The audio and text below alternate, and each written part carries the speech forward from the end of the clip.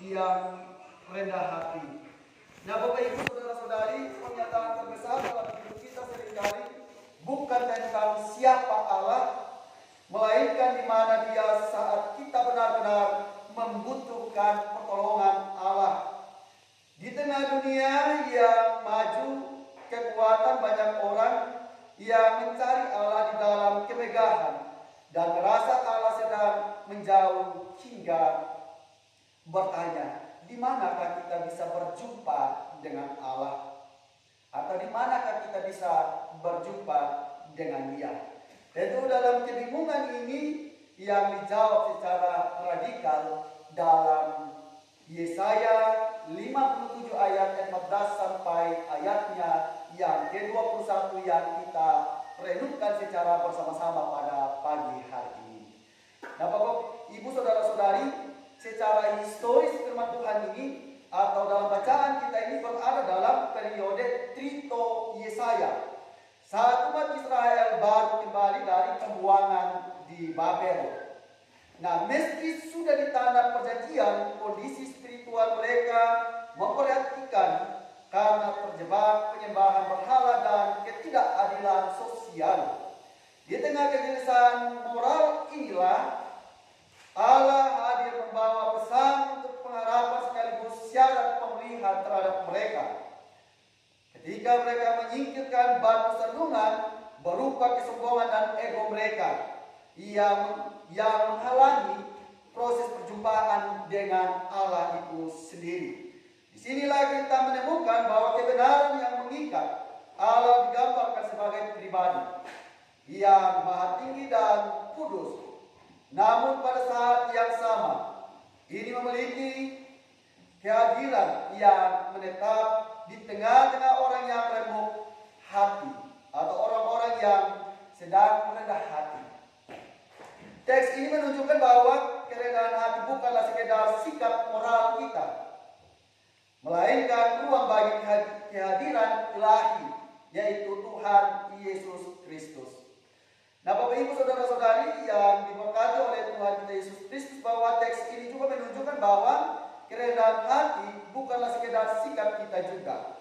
Bahwa istilah remuk dipakai dalam kata daka dan rendah dipakai dalam kata sabar.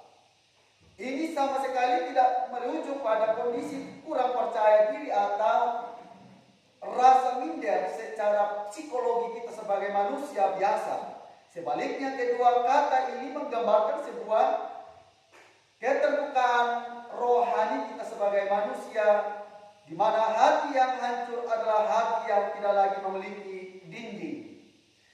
Dengan pertahanan kesombongan untuk menutupi semua kesalahan, kelemahan, dan keegoisan kita sebagai manusia.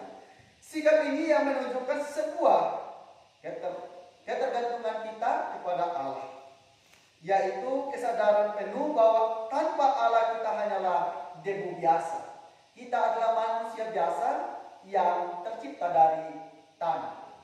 Nah, Bapak Ibu Saudara-saudari yang diberkati oleh Tuhan kita Yesus Kristus, ketika hati kita yang sombong inilah, maka kita hadir dan bekerja sepenuhnya untuk Allah. Bukan untuk diri kita, tetapi untuk Allah. Dan tidak hanya kita melihat tentang penderitaan manusia dari kejauhan, melainkan Dia datang mendekat secara intim untuk menghidupkan kembali semangat orang yang dalam patah hati, yang hidup dalam kerendahan hati, dan yang hancur hatinya. Sehingga kehadirannya bukan bagi mereka yang merasa kuat dan cukup dengan dirinya sendiri, yang memiliki segala sesuatu, tetapi Tuhan hadir bagi orang-orang yang rendah hati, bagi orang-orang yang tidak berkecukupan, bagi orang-orang yang miskin, yang tentu di situ memiliki hati yang jujur mengakui keterbatasan mereka, dan mereka sadar bahwa mereka adalah yang bersandar penuh kepada Tuhan Yesus Kristus. Nah, penyertaan Allah ini bahwa dampak yang nyata yaitu damai sejahtera dan salom yang melampaui segala keadaan pada saat itu. Dan tentu Bapak Ibu, sementara orang fasik digambarkan seperti laut yang gelisah dan terus mengeluarkan lumpur dan lain sebagainya, yang mereka tidak tunduk lagi pada perintah Tuhan. Mereka menolak atas perintah Tuhan, mereka menolak atas ajaran-ajaran Tuhan. Nah, Bapak Ibu Saudara-saudari, dengan demikian melalui pesan Yesaya ini, kita juga belajar memahami bahwa kehadiran Allah yang menyertai bukanlah sesuatu yang harus kita kejar dengan menyertai dengan prestasi kita masing-masing. Bahwa kita prestasi dari hal yang kecil sampai hal-hal yang besar, karena itu bukan dari diri kita sendiri, bukan karena kita hebat, tetapi itu semuanya berasal daripada Tuhan sendiri. Prestasi yang kita miliki yang berasal daripada Tuhan sendiri.